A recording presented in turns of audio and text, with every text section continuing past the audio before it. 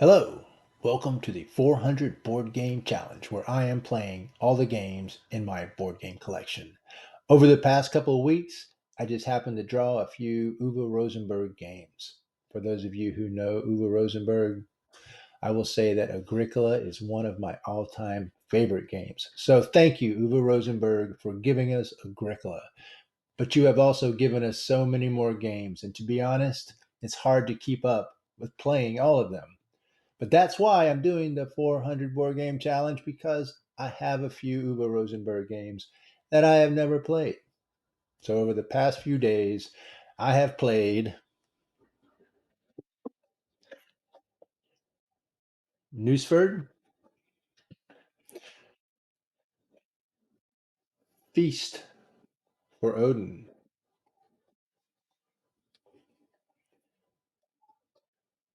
and Glass Road.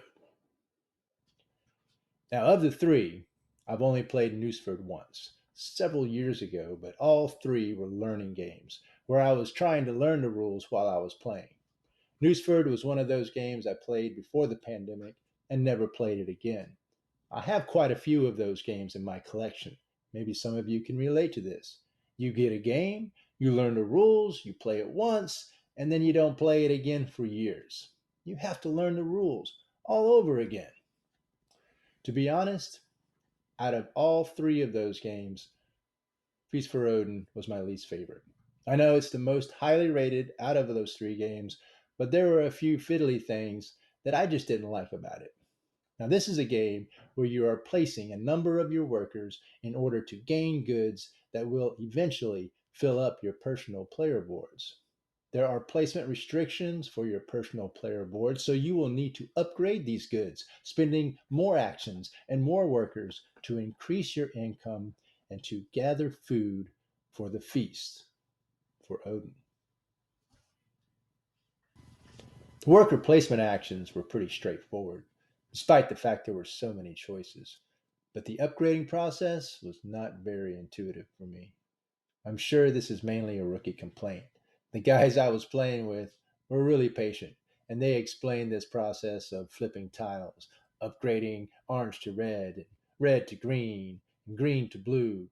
They explained this more than a few times. Now I can see the appeal of covering your player board efficiently and maximizing your actions and increasing your income, but it all didn't feel very Vikingish, really. Now, I know the theme here is not all about Vikings raiding and pillaging, because I have a few games like that on my shelf. Games that have Viking themes that felt more like I was doing Viking things. So I appreciate Feast for Odin for giving us a Viking theme that was atypical and didn't fall under a thematic stereotype. I mean, just look at those guys. All they want to do is hunt and fish and drink and eat. I mean, flipping tiles never seems so peaceful unless you can't feel your board. Now, I'm not judging this game harshly. After all, I've only played it once, and Uwe Rosenberg will always get a free pass on my first impressions. I'm looking forward to playing Feast for Odin again real soon.